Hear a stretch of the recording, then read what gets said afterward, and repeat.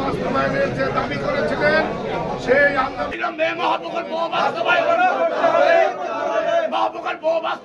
করতে হবে মহাপ্রকল্প বাস্তবায়ন।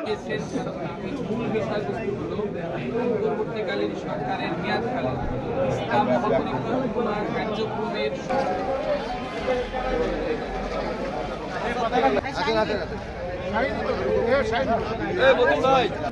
ছাতাটা উপরে